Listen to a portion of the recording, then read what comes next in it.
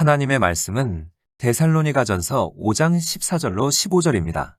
또 형제들아 너희를 권면하노니 규모 없는 자들을 권계하며 마음이 약한 자들을 안위하고 힘이 없는 자들을 붙들어주며 모든 사람을 대하여 오래 참으라. 삼가 누가 누구에게든지 악으로 악을 갚지 말게 하고 오직 피차대하든지 모든 사람을 대하든지 항상 선을 조치라. 이 시간에는 교회 안에 문제 있는 사람들이라는 제목으로 말씀을 묵상하겠습니다. 본문을 보면 교회 안에 문제가 있는 사람들을 열거하고 있습니다. 규모 없는 사람들, 마음이 약한 자들, 힘이 없는 자들, 지치게 하는 사람들, 철저하게 악한 사람들로 분류하고 있습니다. 이러한 사람들을 어떻게 섬길 것이냐는 것입니다. 교회는 빈부귀천 구분이 없이 하나님의 부르심을 입은 사람들이 모인 공동체입니다. 이러한 교회에는 문제가 생기기 마련인데 이는 교회에 문제 있는 사람들이 있기 때문입니다. 교회 안에 있는 모두가 죄인이고 비록 은혜로 구원받았다고는 하지만 그럼에도 인간의 육신의 영향을 받기 때문입니다. 교회 안에 문제 있는 사람은 첫째, 제멋대로 하는 사람들입니다. 개역 한글은 규모 없는 자들이라고 번역했는데 표준 세번역은 무질서하게 사는 사람들, 어린이 성경은 제멋대로 사는 사람들이라고 번역했습니다. 규모 없다의 헬라어 기본형은 아탁토스입니다. 의미는 복종하지 않는, 제멋대로 하는, 무질서한, 줄에서 이탈한, 규칙에서 벗어난입니다. 이해하기 쉽게 말하면 어깃장을 놓는 사람입니다. 이러한 사람은 순순히 따르지 않고 못마땅한 말이나 행동으로 순종하지 않고 버티는 사람을 말합니다. 이러한 사람은 다른 사람과 보조를 맞추는 법이 없습니다. 내 방식대로 한다가 이러한 사람에게 어울리는 슬로건입니다. 다른 모든 사람이 앞으로 가고 있을 때 이러한 사람은 뒤로 갑니다. 무관심이든 반항심이든 영적인 무단 외출을 일삼는 것입니다. 그리고 배우는 일이나 섬기는 일에 전혀 관심이 없습니다. 운동선수 중에는 운동장에 나가 뛰는 선수와 벤치에 앉아있는 선수가 있는데 벤치에 앉아있는 선수가 비판적이기 쉽습니다. 비판적인 사람이 팀이나 조직의 성과를 올리는데 기여하는 일은 극히 적습니다. 벤치에 앉아있는 선수는 처음에는 자신에게도 기회가 올 것이라고 생각하며 운동장에 나가 있는 동료들을 격려해 줍니다. 그러나 기회가 오지 않으면 동료가 부상을 입기를 은근히 바라기 시작합니다. 그래도 기회가 오지 않으면 코치의 어리석음에 대해 헐뜯기 시작합니다. 자신의 훌륭한 재능을 코치가 알아보지 못한다고 생각하기 때문입니다. 그리고 급기야 다른 팀을 응원하게 됩니다. 이것이 어깃장 놓는 사람이 되어가는 과정으로 이런 일은 교회에서 흔히 볼 수 있습니다. 이런 사람은 경기장에서는 벤치에 앉아 있지만 교회에서는 주변에서 서성거리며 뒤편에 놓인 예배당 의자로 자리를 옮깁니다. 이러한 사람은 예배가 끝나면 가장 먼저 나갈 준비를 합니다. 무관심에서든 반항심에서든 참여를 거부하고 청중의 자세에서 벗어나지 못하는 것입니다. 그렇다면 이러한 사람을 어떻게 섬겨야 하느냐는 것입니다. 본문을 보면 이러한 사람을 권계하라고 했습니다. 우리말 사전으로 권계란 타일러 훈계한다는 뜻입니다. 권계하다의 헬라어 기본형은 누데테오입니다. 의미는 온건하게 책망하다, 훈계하다, 경고하다, 결과를 고려하여 지각을 심어주다입니다. 자신의 의무를 이행하지 않는 성도, 곧 자신의 재능과 은사를 사용하지 않고 조직의 노력에 협조하지 않는 성도를 알고 있다면 그에게 가까이 다가가 그의 머리에 지각을 심어주도록 노력하라는 것입니다. 예를 들면 어깃장을 놓는 집사님이 있다면 그 집사님에게 다음과 같이 타일러 훈계하라는 것입니다. 집사님이 자신의 할 일을 성실하게 하지 않고 사역에 참여하지 않으니 교회를 비판하는 모습을 전부터 보아왔습니다. 계속 그럴 경우 집사님에게 불미스러운 영적인 결과가 따를지 알고 있을 것입니다. 집사님은 그런 결과를 원치 않을 것입니다. 저 역시 집사님이 그런 일을 겪는 것을 원치 않습니다. 이것은 온화하고 사랑 어린 경고이지만 또한 열정이 들어있는 권면입니다. 사도 바울이 에베소 교회의 장로들에게 주의를 주었던 방법은 눈물이었습니다. 사도행전 20장 17절로 21절에 바울이 밀레도에서 사람을 에베소로 보내어 교회 장로들을 청하니 오매 그들에게 말하되 아시아에 들어온 첫날부터 지금까지 내가 항상 여러분 가운데서 어떻게 행하였는지 여러분도 아는 바니 곧 모든 겸손과 눈물이며 유대인의 관계로 말미암아 당한 시험을 참고 주를 섬긴 것과 유익한 것은 무엇이든지 공중 앞에서나 각 집에서나 거리낌이 없이 여러분에게 전하여 가르치고 유대인과 헬라인들에게 하나님께 대한 회개와 우리 주 예수 그리스도께 대한 믿음을 증언한 것이라. 예를 들어 어느 집사님이 교회에 무관심하고 반항한다면 다음과 같은 말에는 아픔이 배어 있는 것입니다. 집사님이 그 방향으로 계속 가지 않기를 바랍니다. 하나님께서 집사님의 무관심과 반항심을 벌하실 것입니다. 누군가를 진정으로 사랑한다면 그 사람에게 경고하는 일에 주저하지 않을 것입니다. 우리는 주저하지 않고 아내, 남편, 자녀들, 그리고 자신과 가까운 사람들에게 이런 일을 행합니다. 그것은 우리가 어떤 지침을 가지고 있어서가 아니라 그들이 영적으로 냉담해지는 불가피한 결과를 맞지 않기를 바라기 때문입니다.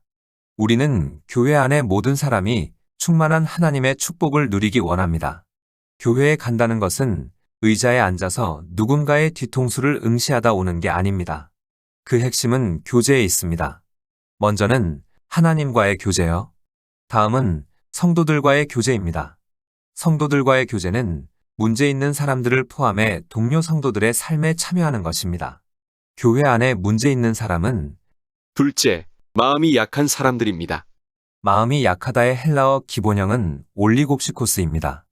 의미는 소심하다, 겁이 많음입니다.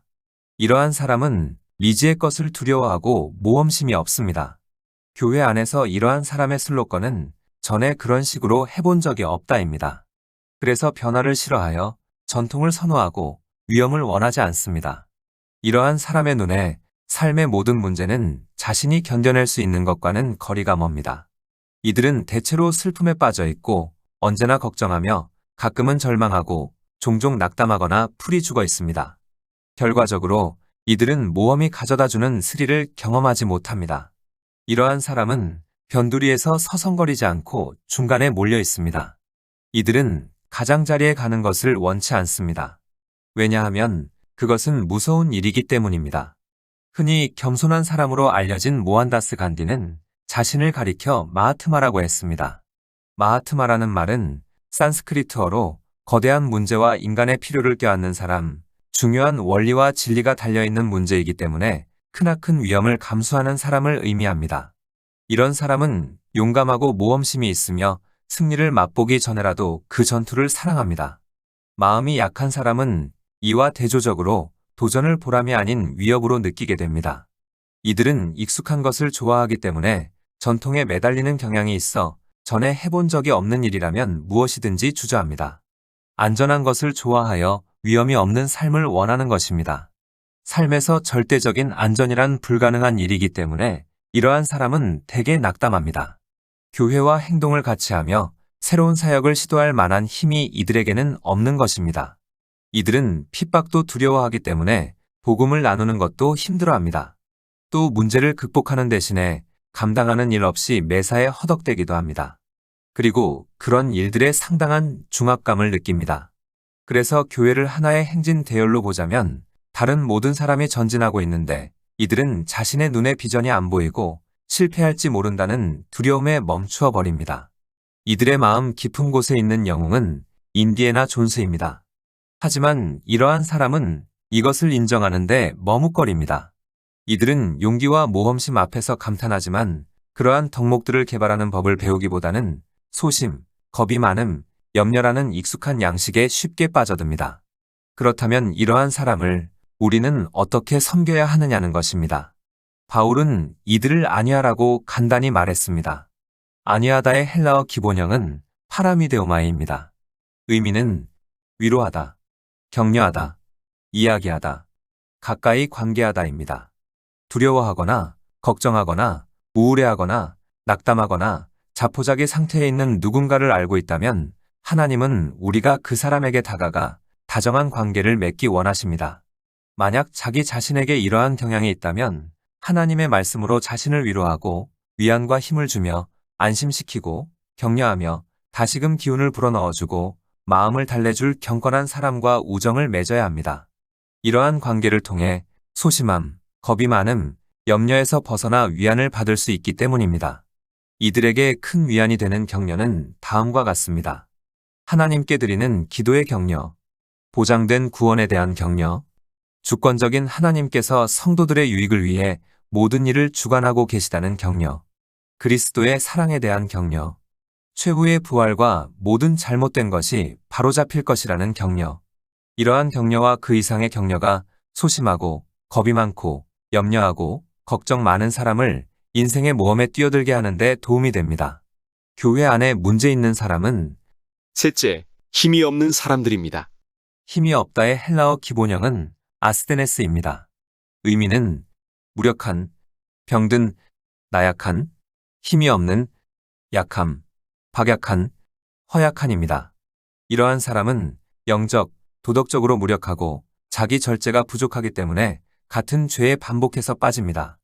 또 죄의 수렁에 빠졌을 때 스스로 먼지를 톡톡 털며 일어나기가 힘듭니다. 하나님의 뜻을 지속적으로 행하는 것을 어렵게 생각하기에 자기 자신과 교회, 그리고 하나님마저 난처하게 만드는 사람들입니다. 그래서 이들에게는 많은 관심이 필요합니다. 바울은 힘이 없는 자들에 대해 말하는데 믿음에서 힘이 없다는 것은 이 문제가 지닌 한 면에 불과합니다. 이것은 너무나 죄에 과민하여 실제로는 전혀 죄가 아닌 것마저 죄로 여기는 사람들의 특성이기도 합니다. 바울은 이러한 사람을 가리켜 로마서 14장과 15장, 고린도전서 8장에서 보다 약한 형제들이라고 묘사했습니다. 바울은 로마 교회와 고린도 교회에 힘이 없는 사람들의 염려에 민감해지라고 간청했던 것입니다. 이러한 사람은 죄 가운데서 살다가 그리스도께 나온 경우가 많습니다. 이들은 옛 습관으로 다시 돌아갈 수 있는 생활 양식과 관련된 것이라면 무엇이든지 두려워합니다. 이들은 더 많은 죄와 연약함에 빠질 수 있는 상황에서 쉽게 양심의 가책을 느끼는 것입니다. 그러므로 이러한 사람은 아무리 성경이 그 문제와 관련해 예, 아니요라는 분명한 답을 주지 않는다 하더라도 그들이 옳다고 생각하지 않는 일로 몰아가서는 안 됩니다. 본인이 결정을 할 때까지 기다려 주어야 하는 것입니다. 시간이 걸리더라도 참을성 있게 이들을 돕고 가르칠 때 이들은 하나님의 말씀을 좀 더 온전하게 이해하게 됩니다. 약한 자로 구분될 수 있는 또 다른 무리는 같은 죄에 반복해서 빠지는 사람입니다. 이들은 도덕적으로 연약합니다. 야고보가 너희 중에 병든 자가 있느냐? 그는 교회의 장로들을 청할 것이요. 그들은 주의 이름으로 기름을 바르며 그를 위하여 기도할지니라 라고 말할 때 이들을 염두에 두었을 것입니다. 여기서 병든이라고 번역된 단어는 본문 14절에서 약한이라고 번역된 단어와 똑같습니다. 영적으로, 도덕적으로 연약함을 느낀다면 믿음이 강한 사람을 찾아가 기도 지원을 부탁해야 합니다. 약한 자들은 기도에 덧붙여 도움이 필요합니다. 본문을 보면 힘이 없는 자들을 붙들어 주라고 했는데 붙들어 주다의 헬라어 기본형은 안테코마이입니다. 의미는 꽉 붙잡다, 매달리다, 지원하다, 지지하다입니다. 이러한 모습을 갈라디아서 6장 1절로 2절에서 기록하고 있습니다. 형제들아 사람이 만일 무슨 범죄한 일이 드러나거든 신령한 너희는 온유한 심령으로 그러한 자를 바로잡고 내 자신을 돌아보아 너도 시험을 받을까 두려워하라. 너희가 무거운 짐을 서로 지라. 그리하여 그리스도의 법을 성취하라. 이처럼 우리는 약한 사람들을 격려하고 지지를 보냄으로써 도울 수 있습니다. 그러기 위해서는 친밀한 교제가 필요합니다. 양들이 서로를 돌볼 때, 즉 제멋대로 하는 사람들을 권면하고 마음이 약한 사람들을 격려하고 힘이 없는 사람들을 돌보며 도울 때 교회는 성장하는 것입니다. 이런 사역을 하려면 사람들의 삶에 뛰어들어야 합니다. 교회 안에 문제 있는 사람은 넷째, 지치게 하는 사람들입니다. 바울은 모든 사람을 대하여 오래 참으라고 말했습니다. 즉, 지치게 하는 사람에 대해 오래 참으라는 것입니다. 우리가 만나는 사람들 중에 어떤 이들은 특별한 인내심을 요구합니다. 이들에게 한참 공을 들이고 나서 이제 그들이 그리스도의 형상에 얼마나 가까이 갔는지 보면 여전히 갈 길이 까마득한 것을 보게 될 때가 있습니다. 그래서 아무리 노력을 기울여도 최소한의 성과도 거둘 수 없기에 힘 빠지게 하는 사람들입니다. 이들은 정상적인 속도로 성장하지 않습니다. 그럼에도 오래 참으라고 했습니다. 누군가에게 좌절하고 성질을 부리고 화를 내기란 쉬운 일이고 많은 것을 주었는데 돌아오는 것은 너무 적을 때가 있습니다. 이것은 특히 제자 양육 관계에서 흔한 일입니다. 오랫동안 사람들을 양육해왔다면 이러한 실망이 얼마나 큰지 알 수 있습니다.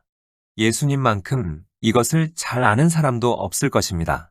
복음서에서 수차례나 찾아볼 수 있는 믿음이 적은 자들아, 이 말씀에는 예수님의 실망감이 담겨 있는 것입니다. 이것은 예수님께서 제자들에게 내가 이렇게 애써서 너희 모두에게 말하는 것을 너희가 언제 알아듣겠느냐라고 말씀하시는 것과 같은 것입니다. 그러나 예수님은 제자들에 대해 오래 참으셨고 때가 되어 그들은 꽃을 피웠습니다.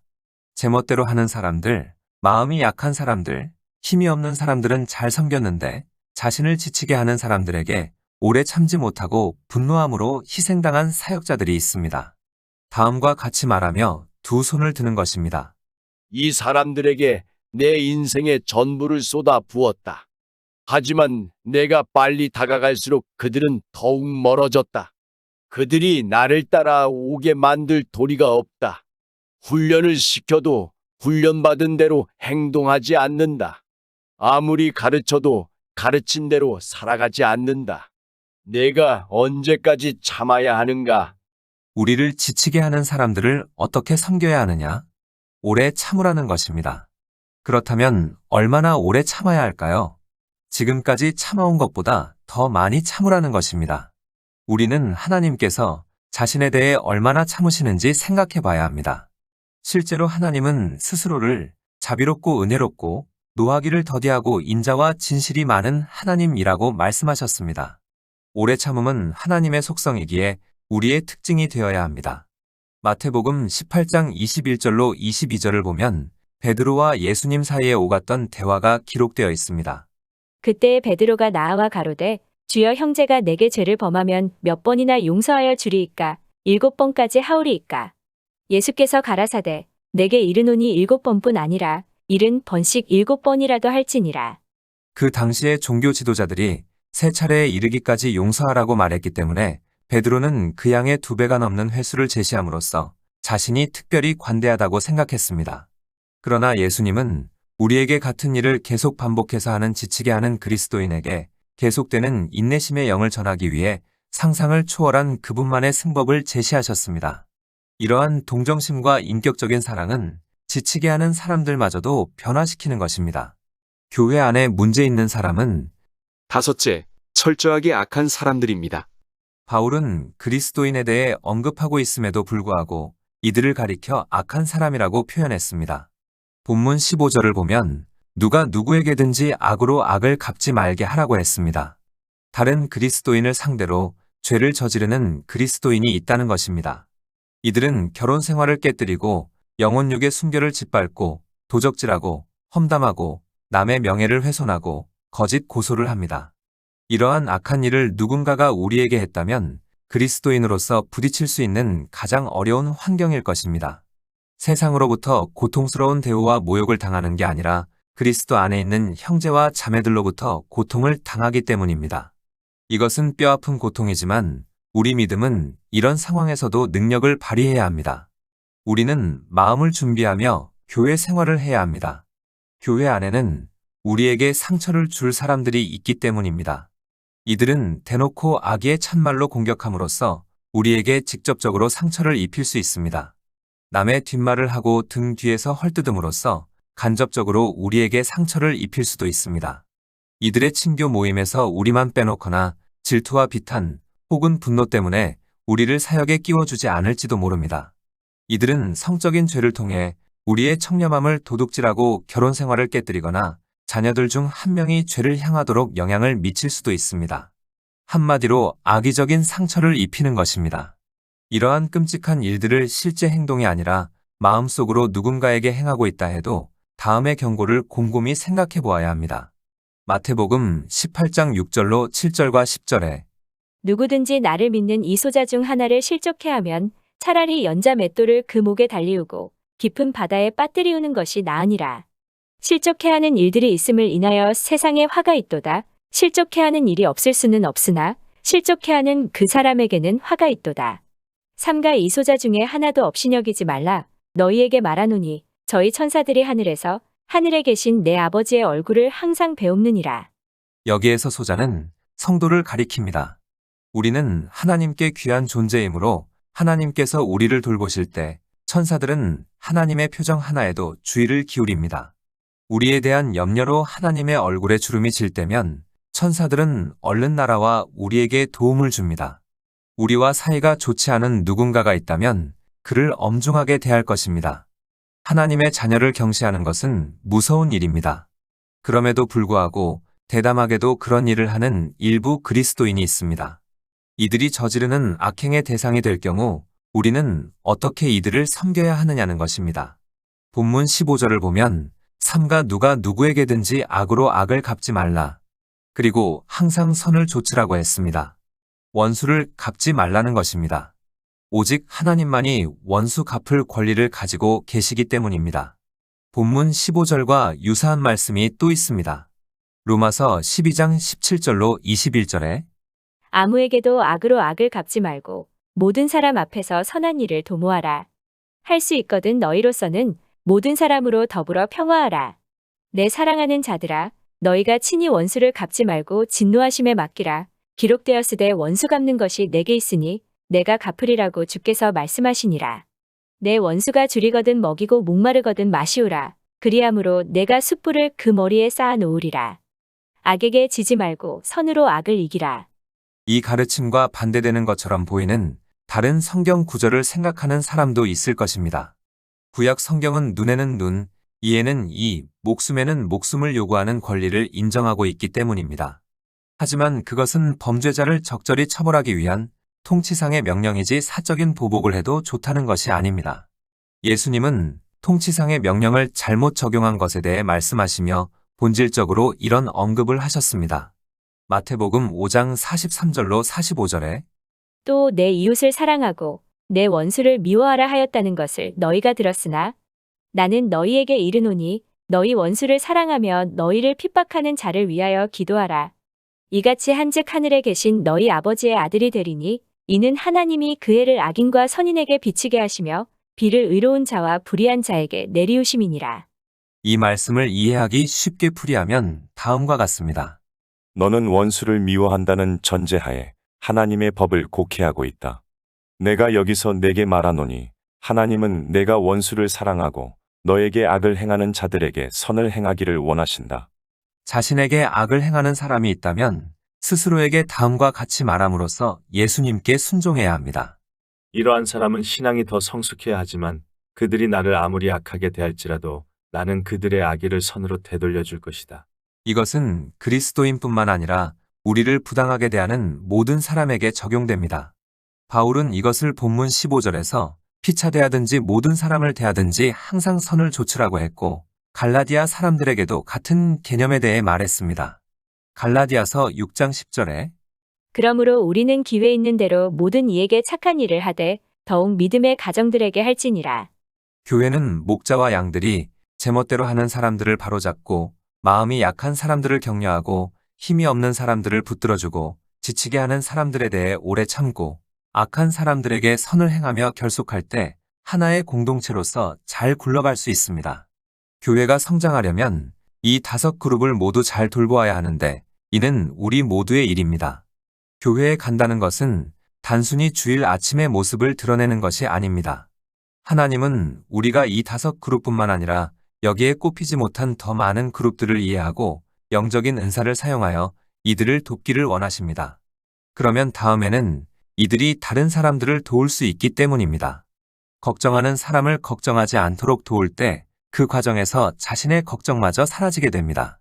한 가지 중요한 것은 누군가를 도울 때 자기 열정, 자기 열심으로 하지 않도록 조심해야 합니다. 아무리 좋은 일, 옳은 일도 기도하는 가운데 성령의 음성과 영감과 감동에 따라 해야 문제가 발생하지 않습니다. 이것이 순종이고 순종의 훈련입니다. 기도하시겠습니다. 하나님, 문제가 있는 여러 부류의 사람들이 있음을 알았습니다. 우리 모두가 제멋대로 하는 사람들을 바로잡아주고 마음이 약한 사람들을 격려하고 힘이 없는 사람들을 붙들어주고 지치게 하는 사람들에 대해 오래 참고 악한 사람들에게 선을 행하게 하옵소서. 성령께서 우리의 생각과 말과 행동을 다스려 주옵소서. 예수님의 이름으로 기도드립니다. 아멘. 하나님께서는 내 형편이 어떠하든 내 신분이 무엇이든 무슨 죄를 지었든 변함없이 나를 사랑하십니다.